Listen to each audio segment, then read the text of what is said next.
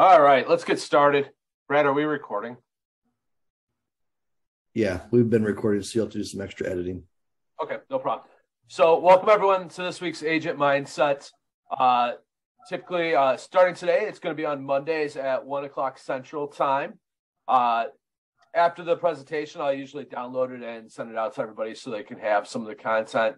Also, if there are websites or anything that is covered, we'll typically throw those in the chat so you can also save those if you need them. We have this week with us Natalie from Porch Social. Sorry if I butchered that, Natalie. And she's going to go over building an Instagram and Facebook group today, plus a little bit more. So I'm going to turn it over to Natalie. Welcome, Natalie, and thank you. Yeah, thank you so much for having me. I'm excited to speak to the group today, and I'm more than happy to answer any other social media related questions you all may have after I give this short presentation. So feel free to come up with questions and ask them at the end. Would it be all right to allow me to share my screen? I have a slideshow. Yep, you should be able to. Okay, let's see here. Share screen.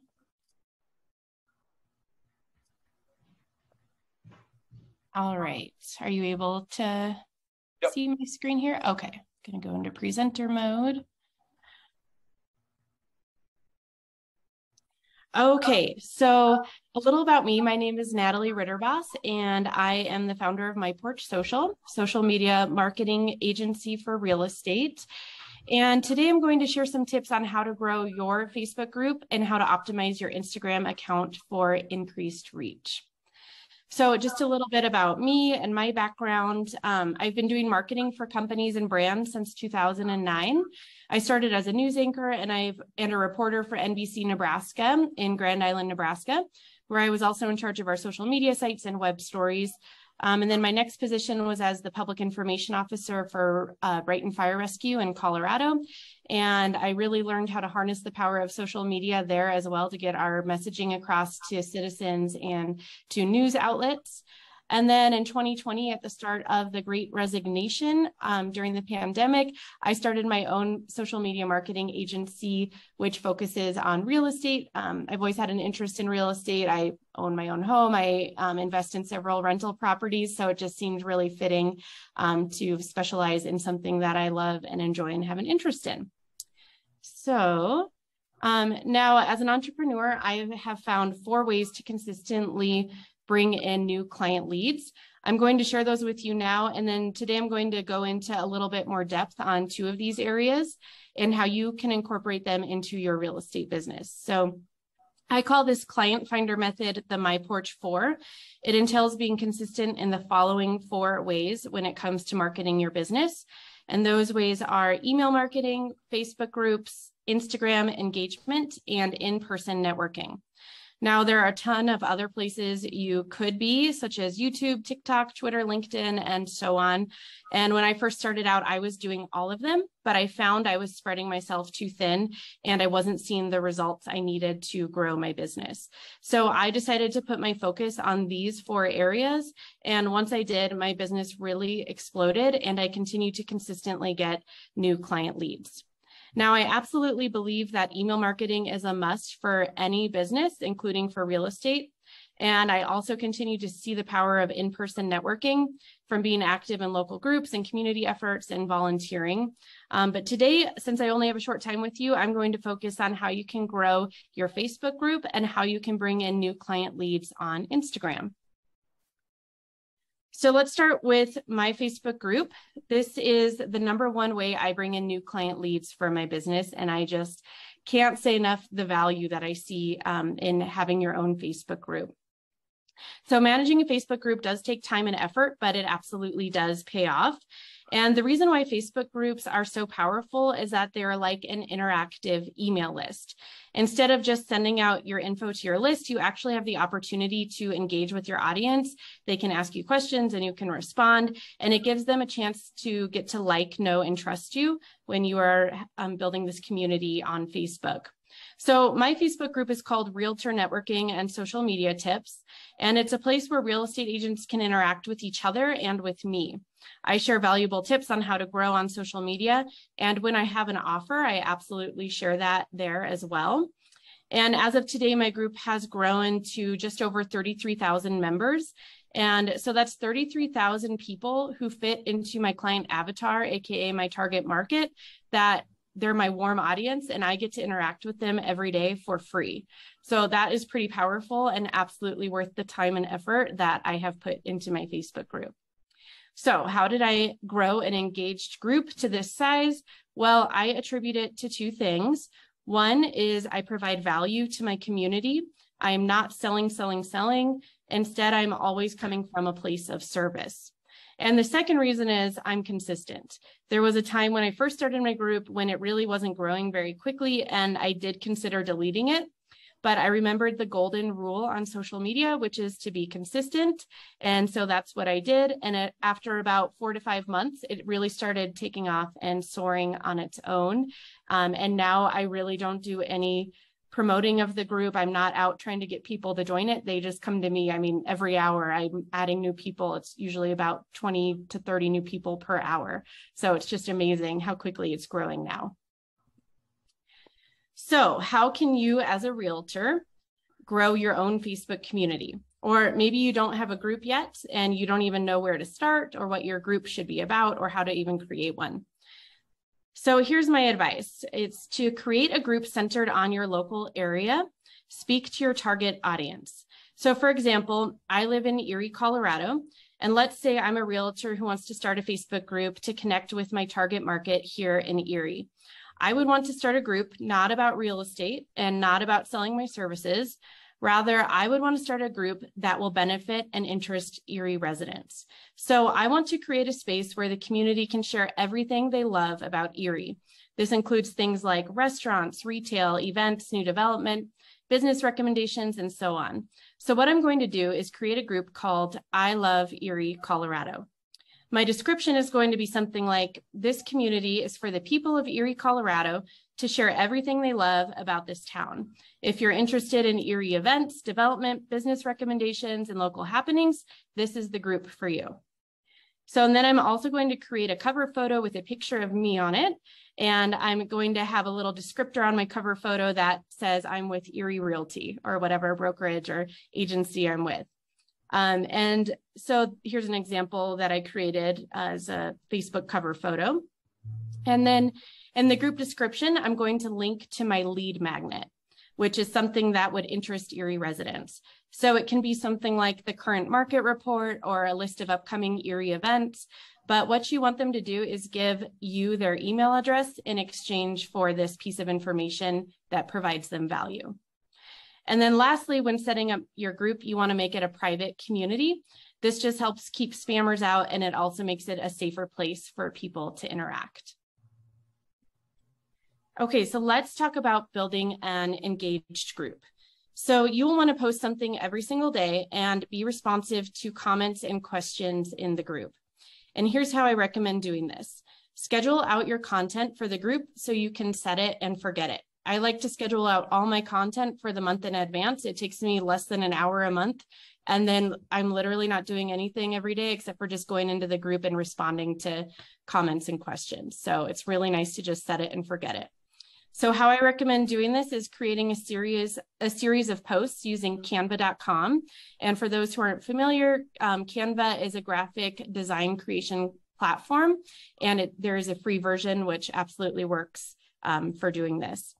So these graphics should be conversation starters. So for instance, you can do things like, it's Business Wednesday, tell us about your favorite Erie business in the comments below, or a new grocery store is coming to Erie, here are the details, what do you want to see come next to our town? Or what are your 3 favorite things about living in Erie? Or does anyone have a recommendation for a local electrician or so forth? So these types of posts should really encourage engagement and get conversations started in the group. And then the algorithm sees that and starts to favor you. So when you have something you want to promote, you can absolutely share it within the group as well, such as new listings or upcoming open houses. But just make sure that the vast majority of your content is not selling to the group, but rather providing value and encouraging networking and conversation.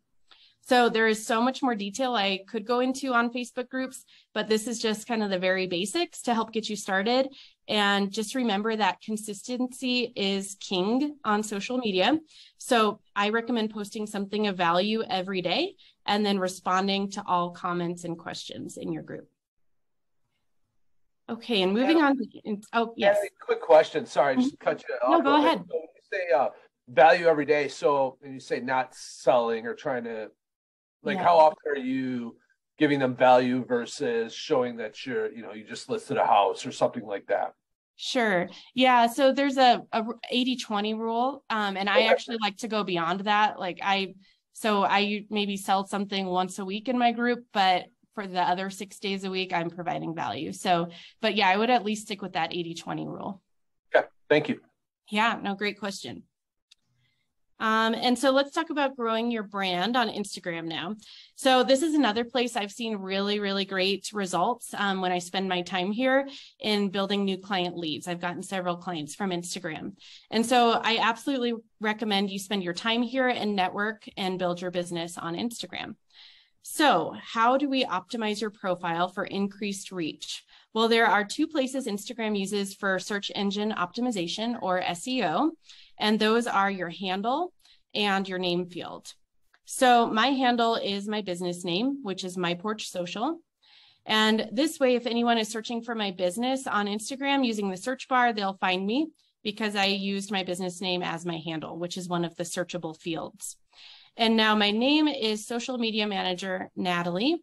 And this is because I wanted to make Social Media Manager findable. If someone needs a social media manager and they are searching Instagram for one, those are likely keywords that they'll use. And then of course I have my first name in there just to be personable and, help people get to like, know, and trust me, hopefully. So make sure that those are the only two fields that have reach for SEO. So like your description field, those aren't keywords that Facebook or Instagram, will use to help find you. So I recommend as a realtor that you have your name, location, because that's really going to speak to your target market, and what you do as part of your handle and or name field. So just make that some combination of the two. So like for your name field, I could say Natalie, Erie, Colorado realtor, because that might be what someone is searching on Instagram. Okay, and so then the next thing is having a clear profile picture of your face. And again, this helps people get to know you. I don't recommend having a logo here or a picture with multiple people in it. It should just be a clear picture of your face. And then you also want to be on brand. So for your highlight cover photos, make sure your colors matches your branding. You really want every post you do and your profiles to be on brand, because then when people see your content, they immediately know it's you because they get used to seeing your colors and your fonts and all of that. Okay, so as far as what to post on Instagram. So I have 10 types of content that I've found works really well that I rotate through with each of my real estate clients. And those types of content are expert tips and advice, client testimonials, listings, asking questions for engagement, beautiful real estate photos that you can pair with a tip or with quotes, behind the scenes type content. So this can be, behind the scenes of your open house, or even just show us, you on a walk with your dog, or whatever's going on in your life that you don't mind sharing that helps people get to know you. And then quotes about real estate. Those are always really high performers, especially on Instagram. Highlighting your local area. We want to showcase you as a local expert. So show us what's going on in your community. Again, that's something really great you can do in your Facebook group, is showing that you're an invested member of your community by showing that you love the area and you know the area. And then introduce yourself and reintroduce yourself every 4 to 6 weeks. So I recommend just doing a post that's something like, it's been a few weeks since I've introduced myself and I have some new community members here, and then just give us a couple things about you that give us a little bit behind the scenes so we can get to know you. And then lastly, social media holidays and seasonal content. It's always a great way, again, to highlight local businesses. Like, let's say it's, espresso day or whatever, all those funny social media holidays, you can relate them to your local community. So those are great to highlight as well. Okay. And then lastly, about Instagram, I wanted to touch about engagement. So above everything else, this is how you will see an increased reach and following on Instagram, is by consistently engaging with others. So here's what I recommend. Spending 15 minutes a day liking and commenting on other accounts. So what really works well here is engaging with residents and local businesses. And then next, I want you to follow 30 new accounts per day. When you follow a new account, like or comment on some of their recent content. And then lastly is just being consistent with your posts and engagement. So again, consistency is king. It takes time to grow organically on Instagram, but it really does pay off, just as it does with Facebook groups. So I recommend posting at least 3 times per week and spending time each day doing the engagement activities I just outlined. And when you do these things, I can guarantee you will see results on Instagram. Okay, so I know that was a super quick lowdown on Facebook groups and how to grow your brand on Instagram. And I would love to answer any further questions you might have and connect with you on social media or elsewhere. So I just want to thank you for your time today. It's been great presenting, and happy to answer questions if you have them. So I'll go first. Thanks, Natalie. And appreciate you putting this together for us and talking about this, because I'll be honest, Instagram is probably like one of my number one goals this year is to draw followers, because there's a lot of, Instagram and TikTok are probably 2 of the big social networks that everyone's starting to get to. And I'm just not a TikToker. My 7-year-old might think different, but I'm not. So stories versus reels versus just a generic post, what do you recommend? So I recommend having a combination of all of them. I am not a reels lover myself.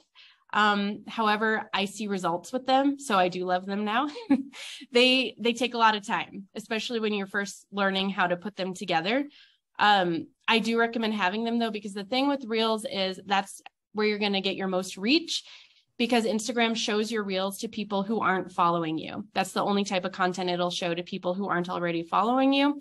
And so if you have a great reel, you can get thousands and thousands of views, even if you only have 100 followers on Instagram. So that's why reels are valuable, but I still think posts are very valuable, as are stories. So one thing that makes it more efficient is I like to use and reuse all of my content. Like, I'm not just ever creating something that's just a reel on Instagram. I'm sharing that same reel on TikTok. I'm also sharing that in my Instagram story, which then also shares to my Facebook stories. So I like to have like one theme of my week. So like, let's say my theme this week is how to grow, or 4 tips for growing on Instagram. So that's going to be my theme that I carry out through the week. So I'm kind of working smarter, not harder. I'm using that in my blog post, in my email marketing, in my Instagram stories, in my reels. But yes, I do think it's valuable to do a combination of all of those. If you're going to do one thing, reels is what's going to get you the most bang for the buck. But yeah, it's still valuable to have just static posts as well. Awesome. Thank you. Brad? Yeah, so I had a question you had mentioned on security. You said you have your group is private. Mm-hmm. So I have a public group. I actually started it in 2020. It really made sense at the time for kind of, it was basically right when COVID kicked off. And businesses were having to change how they marketed their services, change the way they were doing their services. Restaurants are changing menus, right? Everything was, so I had created a Burlington, Wisconsin shop local page. And It was designed for people looking for small businesses, or for small businesses to post changes to their services, specials, whatever. It really grew. And I did a lot of marketing initially. We're up to 6,400 members. Nice. Good job. Yeah, thanks. I've been talking to a few people that, kind of want to get involved with it, which I don't know if I need. Actually, Vince, I could probably take this over anyway. But could I change that to private, do you think? Mm-hmm. Yep. You can always change a group from public to private, but you cannot do the other way around. Got it. Now, in doing so, right now, like business owners can go on there and they can post obviously specials for the business. Mm-hmm. Does that lock that down then? Do I have to post everything? Because it sounds like you post everything on yours. Or no? No, I really don't. I started out posting everything on mine, but I hardly ever post in my group anymore, except for I'm still always trying to chime in and provide value, so people can get to know me as an expert on social media. But no, I'm really not posting that often. And so no, if you make it private, and if those business owners are already members of your group, they're not going to have to ask to join. But I do recommend, and one of the things that's the most time consuming for me in my group is I approve every single post. So I don't let people just post things. It goes to my inbox where I have to go through and approve or deny posts. And I do attribute that to one of the reasons why my group has grown, because there's not spam in my group. There's still some of the cryptocurrency people that comment on things that I can't block quickly enough. But for the most part, every post is valuable, or it's a networking post of realtors trying to network with other realtors. So I do recommend doing that if you get the time. I don't know if you guys get this in your area. I don't know if it's just our area, but on this page, we get the big spammer thing seems to be people offering duct cleaning services. I don't know if you guys get that anywhere else across the country, but that's like a lot of the posts. So I left it open to members. I did change the security where they had to answer questions. And if you don't answer the 4 questions, that's supposed to help prevent some of the auto bots and stuff like that. Yeah. But then when the ones that have gotten through are there, I just started blocking and deleting their post and blocking them. So but I don't want to get to that level. So it might be easier if I just change it to, I have to approve all the posts, I think. Yeah, I do think that's a good route to go. It shouldn't be that time consuming. I mean, I do it, multiple times a day, but you could even just do it once every 24 hours and it could take you, 10 minutes to go through them. So it is like a commitment, but it's not terrible. Okay. I think that's a great way. Yeah. Okay. And it'd be a good time to make these changes. It's called Burlington, Wisconsin Area Shop Local. Been talking to several people about doing a rebrand and making it more like kind of like yours, like the Erie, Colorado thing, like Hey Burlington or Buying Burlington, something I haven't decided yet, but or I love Burlington. Yeah. I love Burlington. Might just be a good time to make those changes at that point. So all right, perfect. And another thing you can do is, like, I do a Business Wednesdays thread. So if people are trying to promote their business other days of the week, I deny it, but I give them feedback saying, hey, put this in our thread instead of, so that way there's only one day a week where there's not spam, but, promotions going on. Good. Got it. Okay. Thank you. Yeah, of course. Emily, go ahead. Your question. Thank you so much for all this information. This has been great. How important do you think it is to utilize stories, specifically on like Facebook business groups? Yeah. So stories, I think they have a place. They're not my number one way. I haven't seen as much engagement and growth for my accounts with stories. I do think it's valuable because a lot of people, myself included, I found like on Instagram, a lot of times I'm not scrolling my feed anymore. I'm just watching stories. So I do think it's valuable to, again, if you have a reel or you have a post, to share it in your story, because otherwise some people aren't going to see it. They're not taking the time to actually scroll the feed on Instagram. But as far as actually just creating a story to be a story, I don't like stories because they disappear and you're spending time working on them and they're not sticking around. So it's like that whole working smarter, not harder thing, it goes away. But they do have value because they encourage engagement. You can take do a poll or ask people for feedback. So, they have their place, but I just wouldn't put a ton of time and effort there. But maybe definitely use them because it's quick to just share your posts and reels and your stories, and they're still valuable for that. So I hope that kind of answers your question. I don't spend a ton of time on stories, but I do still utilize them. Yeah, definitely. Thank you. That was awesome. Yeah, of course. Awesome. Any other questions for Natalie before we move on to seller financing? Great. Natalie, once again, thank you very much for your time today. We appreciate it. And if you want to stick around for the rest of this, you're more than welcome to. Thank you. I think I'll take off now, but I really appreciate it. Thank you so much. Thanks, Natalie. Yeah, take care, guys.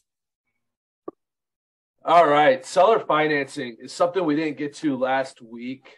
So I wanted to make sure we covered it today after Natalie's presentation. How many, I guess first question is, how many of you are talking to your clients, your sellers, about seller financing? And what does that look like? Let's not all go at once. Thanks, Brad. Go ahead, Mr. Brewer. Unmute yourself. Yeah, I did. Thanks. I didn't talk yet, so that's good. Yeah, it is a conversation I'm having now because now, of course, I know interest rates have actually gone back down a little bit in the last several weeks, but while interest rates are higher, it is an option that does help the buyer, and there are sellers out there that it fits. It's something that they can entertain. There's a couple benefits of it. And now I'm going to speak specific to state of Wisconsin laws. So, check your state laws on this kind of stuff. One of the benefits is you make more money on your sale. So, if you're in a position as a seller where you don't need those proceeds from that home that you're selling, be the bank. So, and right now, used to be when rates really low and we did land contracts, if rates were at 3.5%, you might do a land contract and you get 5%. It was more designed for buyers that were maybe, they were good, maybe did a little background check, whatever, but credit-wise, they were struggling a little bit or needed to prepare, but they had the down payment, and they needed the help credit-wise. They didn't qualify for traditional lending. So you charge a little bit of interest, a little extra interest. Now, today, I don't think you have to do that. In fact, it's a benefit for the buyer still, because they might be getting priced out with interest rate, or those ones are still a little bit interest or credit challenged, if you will. For the seller, though, there's actually really good benefits. Again, you become the bank. So think about the interest earned on a traditional mortgage, and I'm going to try and bring it up on my calculator as I continue to talk. So the multitasking should be really interesting for me. So normally, like if a bank were to issue let's say a simple $200,000 loan over 30 years at, say, background 5%. If you amortize that out, those monthly interest payments of that, the principal interest, first of all, is going to be $1,073 and some change. Now, the interest on that the bank would be getting as profit at the beginning of that loan, of course, would be over $800 a month. So imagine instead of the bank getting that $800 a month in profit, you're getting it. So, let's take simple math. I know this isn't exact, but if you let someone run, let's say, a 3-year land contract, right? And so you got 36 months of interest, $800. You can look at it this way: your $200,000 purchase just became $228,000 because you'll earned in interest income on the loan that you're providing as the seller, an extra $28,000. So you can look at it a couple different ways: extra profit, or you can say, hey, I basically just kind of sold my house for more over a longer period of time. I mentioned 3 years because typically land contract, you want them to either buy it out or create a balloon payment. I'd say the average is about 3 years. I know some people have gone 5 years. I know people have gone longer. That's pretty rare though. So that's one benefit. I'll pause before I get to the other benefit with your question, Vince. You were already unmuted. I was. My other question too. Well, not really a question. It's kind of a statement. I think when it comes to doing a seller financing, is you got to have that conversation with your sellers to find out what their end game is. If they need to sell their house to fully cash out and buy $1 million house, then yes. So I think actually having that conversation very early on and then presenting it as an option for them could be very beneficial. So yeah. So that was one of the things I want to mention when I said there could be some benefits, but you need to check state laws in Wisconsin. So typically, let's say the deal goes bad, you got your buyer, it starts to default. A traditional bank in Wisconsin once they start the foreclosure process, the buyer has a 6-month right to cure. So that means you could be getting no payments on that house that you became the bank on for 6 months if you were a traditional bank. In Wisconsin, it's more like renting. 30 days and you can basically foreclose on them. So then you can boot them. So then it becomes more of like a bad tenant situation. Now, could there be some legal stuff? Could it drag out for 60 to 90 days? Yes, but you're actually more protected than the banks are. Now, again, that's Wisconsin, so you got to be aware of that. The other thing, which I think is a benefit that I would check kind of some of your state laws on, are as far as the shoot, I lost it. Vince threw me off there. I'll come back to that in a second. So the other thing is, if you don't need those funds, it allows, there's no guarantee here. And yes, a buyer's probably going to treat it like any other sale. They may ask for inspection. They may ask for radon tests, all that stuff, because they are in fact buying the home. But I've seen in situations like that where they're a little bit less lenient. Like, hey, I appreciate you doing this. This works out really well for me, versus someone that even qualifies for an interest rate of 7% and you're giving it for 5%. There's going to be some appreciation there because you're saving them money. Because that principal and interest, and that interest that they're going to be paying is going somewhere. It's going to a traditional bank. It's going to a traditional bank. It may be less going to you, but it's also less they're paying. So there's just several benefits. I think a lot of times land contracts or seller financing was looked at, how that benefits the buyer, but there's some really good benefits to the seller side. Your hand's still up, Vince, or do you just have another question? Oh, no, I had another question. So we talked about advantages for the buyer. What are some disadvantages to a land contract or seller financing? For the buyer? Yes. For the buyer, I think I think the biggest one is the one I just mentioned, that's a protection for the seller, is if you get behind and, things going to happen in life. And sometimes it's just a short period of time where people, fall on short, hard times or whatever, tight on bills. If you don't have a friendly bank, AKA seller, right? You could lose that property quicker than you normally would. And you don't have as many protections as a typical foreclosure would go through on a bank as the consumer. I think that's the biggest one. And then, I don't know. I think there's probably some other legal stuff that an attorney would walk you through. I'm not going to speak to that. I think a lot of it would have to be some of the legal protections, but that I know that's the biggest one that I just mentioned. Well, and I think I'm going to ask the group here for some of their feedback on this. One of the things I found too, sometimes with seller financing, is they're asking for a much larger down payment than, typically if someone has bad credit or needs to get seller financing because they can't get approved, it's because either they don't have a lot of money down or they don't have a great credit score. Therefore, we go the seller financing route, and seller financing may ask for that full 20% down, right? And so that's a big chunk. I agree. That would probably be another of the bigger challenges for the buyer, because you don't have options of 3% or no money down. You are going to have to put a good chunk of money down, and it's going to be a big chunk of money down.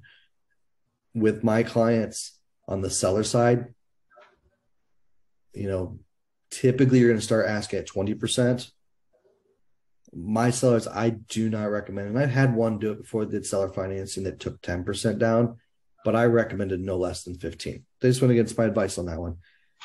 One, you got to remember, there's a difference, because there's also rent to own. I don't know if you guys have ever done a rent to own, but a rent to own actually is better for the buyer, because in a rent to own, it's a rent with an option to buy.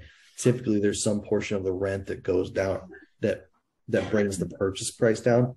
But all the decisions on that side are on the buyer, because you're just a renter, and it's like, oh, if I choose to buy, here's my benefits.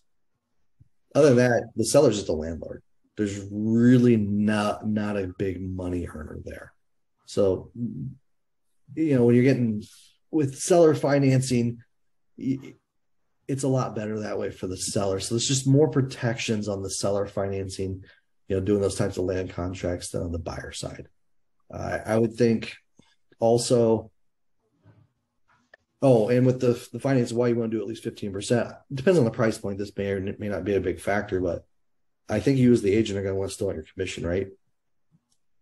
So if you're renting to own, you're probably talking security deposits.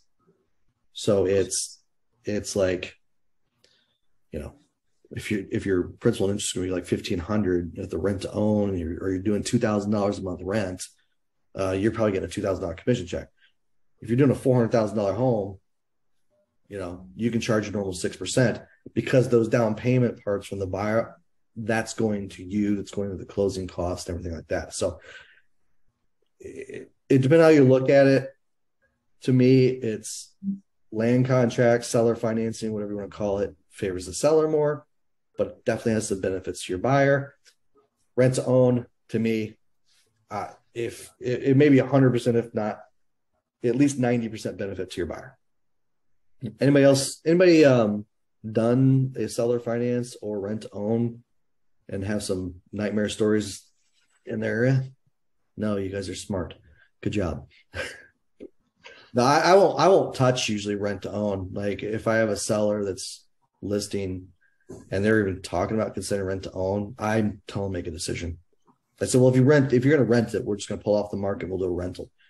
But I do explain to my seller too before we list. I said, here's the differences. And usually once I explain the difference between the benefits of them allowing to rent to own versus the seller finance land contract, they won't even consider the rent to own. So you can usually escape that from that side. The hard side is you get buyer. How many of you get buyers that request it? Hey, so will your seller consider rent to own? How do you answer that, Janice?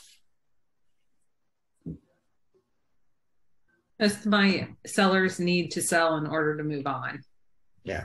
I mean, it's your safe answer, but what if you have a seller that could do a seller financing? Do you mention it? I did do a seller financing one time.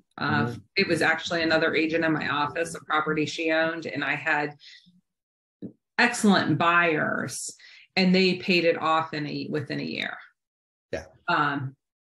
They could get financing. They were just really good buyers, and that agent didn't have to sell it. They could carry it. They basically owned it free and clear. So it made sense for them to do that. And that's a perfect example of the situation. And that's why you do the 3-year. It gives them 3 years. So if someone's not quite credit ready, it gives that buyer time to, they must be doing something right because they'll have to have that 15 to 20% down. That also, by the way, is the security, because then if things did go south and they got foreclosed on, well, at least you got that down payment, right? So again, another protection on the buyer side. But usually someone's got that money. They may credit-wise not be worthy. I mean, I'll give you a great example. How many of you, when you started in real estate your first couple of years, you can't qualify? It's hard to qualify for a mortgage. I mean, it really is, because we're all of a sudden we went from, unless you were self-employed before 1099 and before, you go from W-2 to 1099. Well, let's face it, banks like W-2s way more than 1099s, right? So there's another examples of where seller finance can work really well. So any other questions or comments? That's a good success story though, Janice. I mean, that's ideally what it's for. Either they can pay it off or within 3 years they get the financing. Sarah? This is more, for your buyers who maybe are self-employed. I feel like a lot of those types of people have trouble with getting the financing. I have been one of those self-employed people. My husband we own a business, and we were doing a loan. We actually had to take from our corporation and increase my husband's payroll checks. I literally am the bookkeeper who writes him the checks, had to give him a raise to qualify for a loan. So encouraging your self-employed people, like, become a corporation, start writing yourself a paycheck. Yep. Do it now. It's going to take 2 years for a bank to see that, so that it looks like you make a super legit steady income. That's what they like to see. So just a little tip to like help buyers who are self-employed. A lot of them try to write every penny they can off on their taxes, so it makes it look like they're not making any money. Yeah, but when you're thinking about trying to qualify for a mortgage, that's not great. That's a great tip, Sarah. I mean, I know that I bought it was my second year as an agent. I bought my home at that time under land contract. I didn't have any other options. I had a lot of proceeds from the house I was selling before, so I was able to. I actually did 25%. I didn't even do 20% because I could. It was just I showed on paper, like to Sarah's point, I think I showed $25,000 of the income that year. I mean, in reality, my 1099 said I think 120. It's like, but on paper, of course, I didn't want to show I made that much because I want those tax write-offs, right? Janice? Another employee that has issues are servers also, because they don't claim their tips. And so I try anytime I'm talking with somebody like that to point that out and make sure that they are claiming everything and they start that early. So I just try to let people know in general conversation that if they ever are thinking about doing it, that they need to plan ahead and do it probably at least 2 years ahead so that they can show that they are making money. And people that do work on the side, like in construction and stuff. Yeah, it stinks. I have 2 servers I'm working on right now, and one's decided to put it off for 6 months. Now she was smart, because here's the other thing they run into is servers. She just went back to work after taking, I don't know how much, 6 months or so off, because she had a baby. So now she's showing a gap in income. Then now, she was smart. She went back to work in July, and she did claim her tips. She's been claiming her tips because she knew. She was advised very intelligently by her lender. So kudos to the lender. I'm not sure who her lender was, but kudos to the lender. But she's like, what the lender's having problems getting over is the income gap. And then I got the other one right now that she's just not been preparing, hasn't been claiming enough for tips. And so I just don't, she's got a pre-approval, but it's probably $80,000 below what she could probably afford, which is now causing now it's in a price point that's hard to find or something. So they're double-edged sword, I guess. And another employment area is union employees that work out of halls. I had a guy this year, and I don't know where they are. They kind of fell off the face of the earth, but he had almost 30 W-2s since COVID started. Yes. He literally working a day or two for this contractor, that contractor, going between them. And the loan officer had to verify every single one of them, and she couldn't get him approved. And he was off a lot and was doing a bunch of side work and not claiming it. So that's another one. If you get somebody that's doing, works out of a union hall, to be a little extra cautious and make sure their lender is checking that, because he did get a pre-approval. And I asked him to go to a local lender to get pre-approved, and she could not get him financed. She's like, there's no way it would go through. He would waste money and it would get denied. There's no way he'll get approved. So these are all on the buyer side, people that when you start your buyer consultation, bringing up these alternatives. And sometimes, like I said, I've got 2 right now. I got one that she's just decided to wait another 6 months. It's the best decision for her. And I got another one where I think she's not hit reality with me yet, but I mean, I'm the agent that gets paid the commission, right? So I should want to sell her home right now.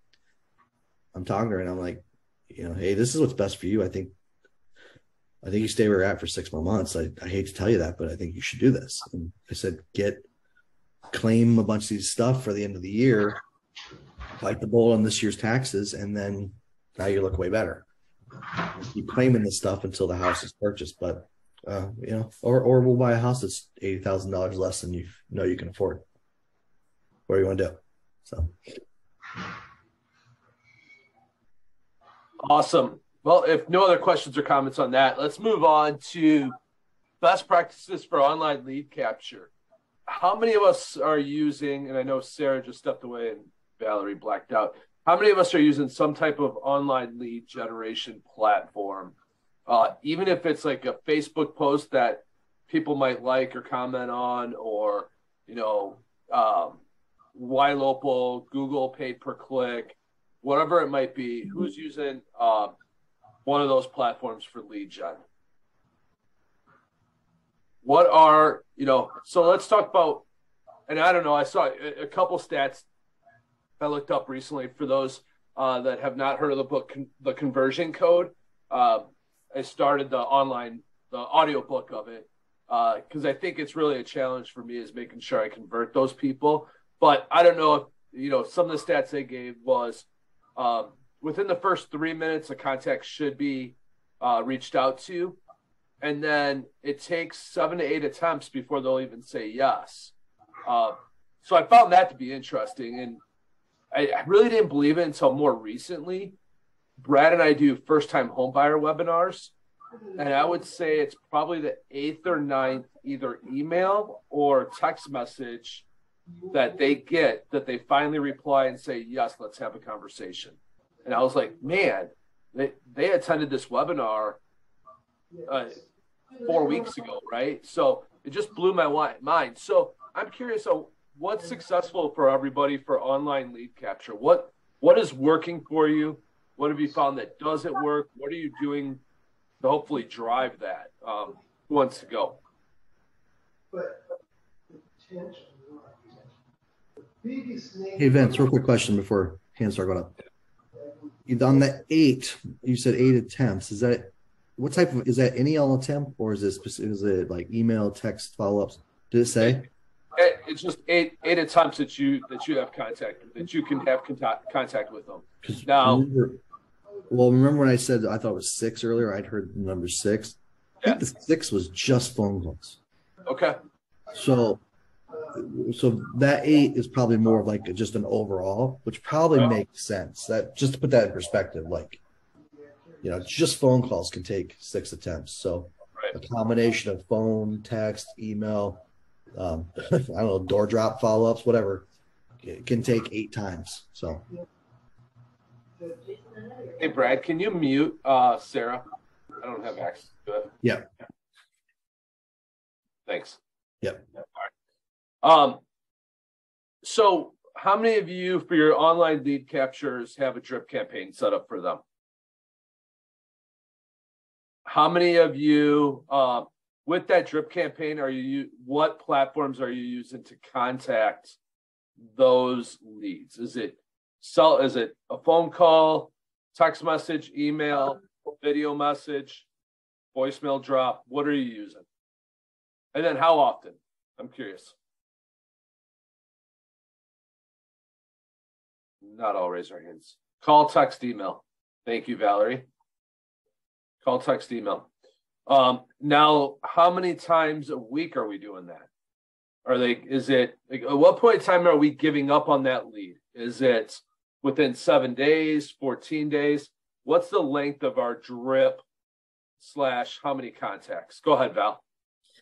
So admittedly, I'm not so great at the call piece of it, but I have the text and email automated, and I have it so that it's like the super intense campaign at the beginning. So they're getting, maybe a message from me every day for the first, I can't remember exactly how it's set up, but maybe for the first 3 days, it's once a day. And then it goes to once every other day. And then it just kind of peters out. And then, but it goes on for 6 months. So they're hearing from me in some capacity. And I have campaigns set up for seller leads, for buyer leads, for, I'm not sure if they're buyers or sellers, whether they're partial leads or full leads. There's different, different levels at which I kind of engage with them. And I took a shortcut. I actually bought my drip campaigns from a guy on Fiverr. And it was like $100. And he had all of the emails already written and all of the text messages already written for buyers and for sellers for 6 months, I think. And they were pretty good. I went through and, edited them a little bit, but it was well worth the $100 I dropped on that. Yeah, I'll second that. I have not bought any, but I can tell you I have spent more than $100 worth of my time working on drip campaigns. So kudos to you. And we've talked about this before. If you could find a way to pay for something that is going to take you a lot of time to do, or I know Valerie's even suggested, like, she has bought some Canva templates for $10-15. Find that resource, because they've already mastered it. They've already got the colors looking good, and then you just tweak them. So yeah, very great idea, Val. Anybody else want to share what they're doing for drip campaigns? I got a follow-up question for Valerie, actually. What do you do after 6 months? No contact.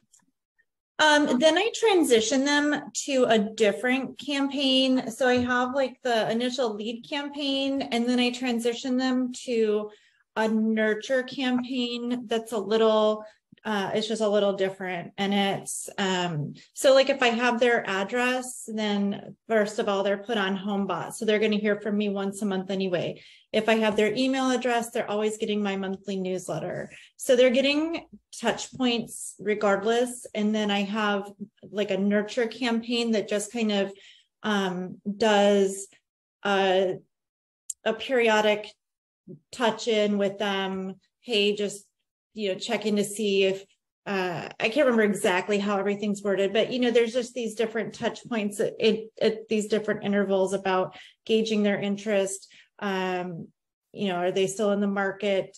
That sort of thing. Cool. Thank you.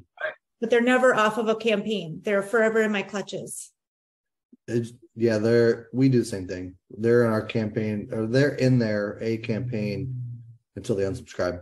Or if I do get a hold of someone on the phone, they tell me to F off. I do because they probably don't like me anymore.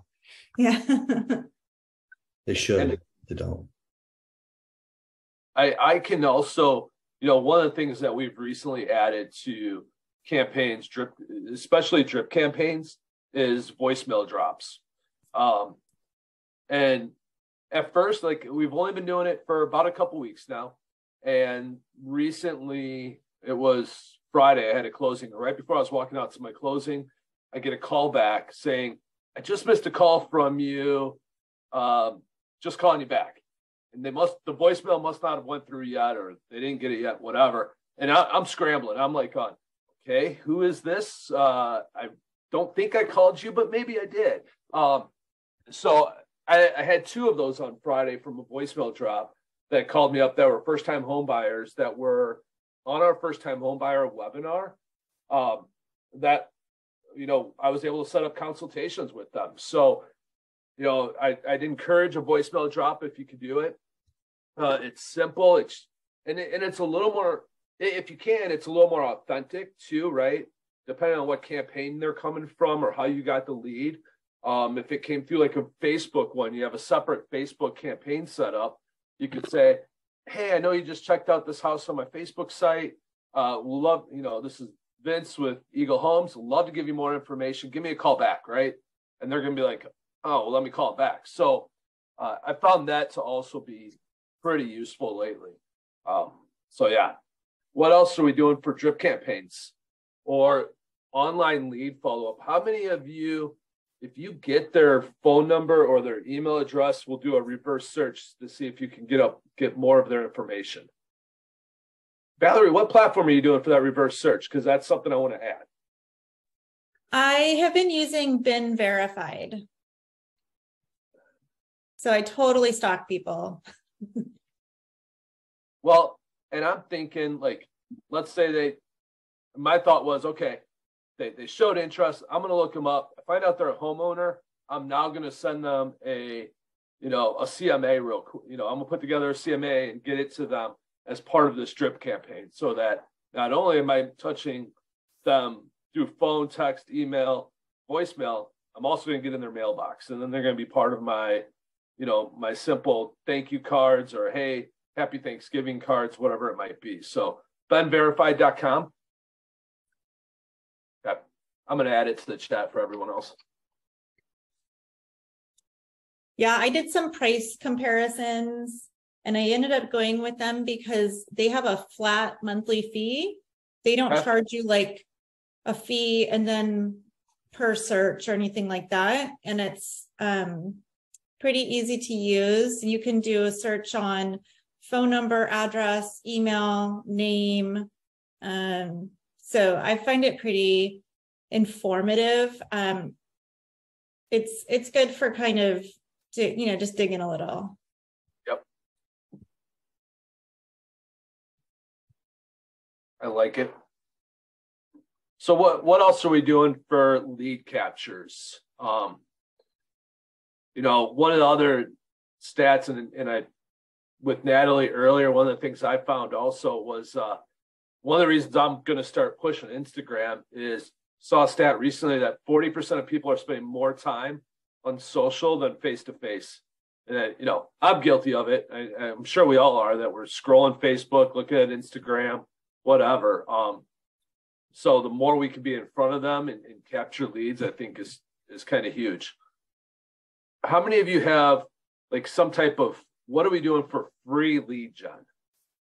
We're talking about lead captures and things like that. What are you doing that's free, that you're not paying for, that you can capture a lead from? Call my database. What'd you say? Call my database. Call your database. They don't usually charge me. Not yet. Sarah, go ahead.